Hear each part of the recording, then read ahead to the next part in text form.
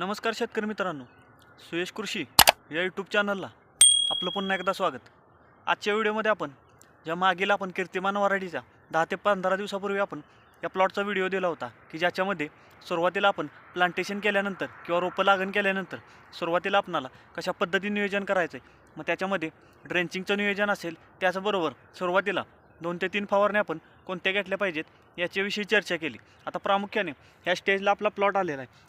पहिली जी फुलकळी आपणाला दिसायला चालू होते, त्याचबरोबर आपणाला प्रत्येक पेरामधून फुटवा दिसत असेल, तसेच स्टमची जाडी झाली पाहिजे. त्याचबरोबर आपणाला जे आता थंडी जाणवत आहे किंवा आता 10 ते 15 दिवसापूर्वी वातावरण वेगळं होतं, सुरुवातीला थंडी पडली, त्याच्यानंतर एक 8 ते 10 दिवस ढगाळ वातावरण असेल किंवा अवकाळी पाऊस हा जाणवला, त्याच्यानंतर आता सुद्धा जास्त प्रमाणात थंडी पडत आहे. त्याचबरोबर आपण पाहू शकता अशा पद्धतीने पानावर हे पाणी टिकून राहत आहे किंवा पानावर पाणी राहत आहे. याच्यामध्ये आपणाला प्रामुख्याने व्हायरसची समस्या असेल, पांढरी माशी असेल किंवा थ्रिप्स असेल, त्याचबरोबर करप्याचा अटॅक असेल किंवा चांगल्या पद्धतीने थंडीमध्ये सुद्धा प्लॉटची ग्रोथ झाली पाहिजे, चांगल्या पद्धतीने फुटवा निघाला पाहिजे, त्याचबरोबर निरोगी अशी प्लॉटची वाढ झाली पाहिजे. याच्यासाठी आपणाला कशा पद्धतीने मग न्यूट्रिशन मॅनेजमेंट असेल, त्याचबरोबर फवारण्या ह्या कोणत्या घेतल्या पाहिजेत की ज्यामुळे आपणाला कमी खर्चामध्ये चांगल्या पद्धतीने प्लॉटची डेव्हलपमेंट असेल किंवा प्लॉट हा डेव्हलप करता आला पाहिजे, याच्याविषयी आपण आजच्या व्हिडिओमध्ये सविस्तर चर्चा करणार आहोत.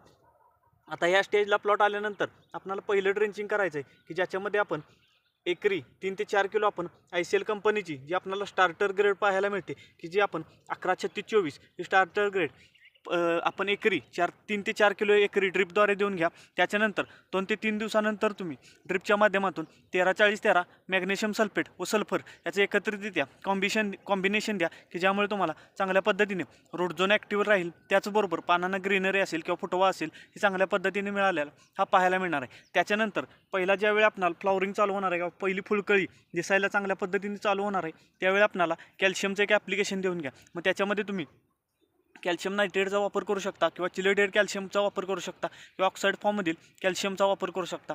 याचा वापर करा. ही 3 ड्रिपची ॲप्लिकेशन झाली. आता फवारण्या कोणत्या करायच्यात आपल्याला प्रामुख्याने ह्या स्टेजला जर तुम्हाला थ्रिप्सचा, पांढरी माशीचा किंवा जे आपल्याला रसशोषक किडे आहेत याचा जर अटॅक हा जाणवत असेल तर तुम्ही पहिली फवारणी करू शकता आलिका पेगासिस त्याच्याबरोबर झिंक याची फवारणी केली तर तुम्हाला चांगल्या पद्धतीने लाल कोळी असेल, पांढरी माशी असेल, थ्रिप्स असेल किंवा आळीवर्गीय कीटक असतील याच्यावर चांगलं कंट्रोल मिळणार आहे.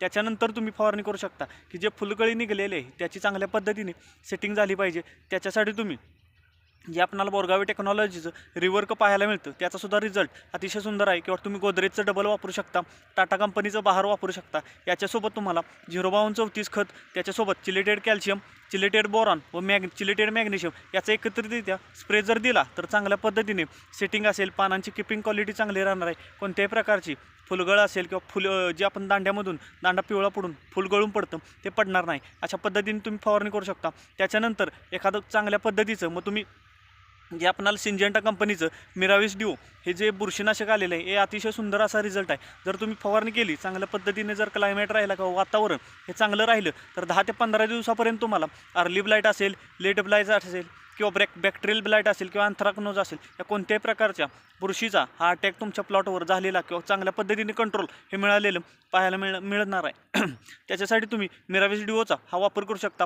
प्रति लिटर पाण्यासाठी 0.5 मिली हा मिराविस ड्यूओचा वापर करू शकता किंवा तुम्ही स्कोर कवच टेप्टो याचासुद्धा वापर करू शकता की ज्यामुळे तुम्हाला चांगल्या पद्धतीने करपा असेल, बॅक्टेरियल करपा असेल किंवा जो आपल्याला अर्ली लेट ब्लाइट किंवा जास्त काळ हे पानावर पाणी टिकून राहिल्यामुळे करप्याची जी समस्या जाणवणार आहे त्याच्यावर सुद्धा चांगल्या पद्धतीने कंट्रोल हे मिळालेलं हे पाहायला मिळणार आहे. चांगल्या पद्धतीने प्लॉट डेव्हलप झाला, चांगल्या पद्धतीने फुलकळी निघायला चालू झाली, त्यावेळी तुम्ही 05234 असेल, 06020 असेल किंवा जे ICL कंपनीची नवीन ग्रेड पाहायला मिळते 4330 की ज्याच्यामध्ये आपल्याला 2% चिलेटेड फेरस पाहायला मिळतो त्याचासुद्धा वापर करू शकता की ज्यामुळे तुम्हाला चांगल्या पद्धतीने फॉस्फरस व पोटॅशयुक्त खतांचा जर चांगल्या पद्धतीने जमिनीमध्ये आपण जर अवेबिलिटी किंवा चांगल्या पद्धतीने जर दिलं तर कोणत्याही प्रकारचा रोगराई असेल किंवा जे ड्रॉपिंग होणार आहे, फळाला साईज असेल किंवा कळीचं फुलात किंवा फुलाचं फळात हे चांगल्या पद्धतीने रूपांतर झालेलं आपल्याला हे पाहायला मिळणार आहे. आजच्या व्हिडिओमध्ये आपण प्रामुख्याने ज्यावेळी ह्या स्टेजला प्लॉट होतो किंवा ज्यावेळी आपल्याला पहिली फ्लॉवरिंग दिसायला चालू होतं त्यावेळी आपण कशा पद्धतीने खतांचं मॅनेजमेंट असेल किंवा फवारण्या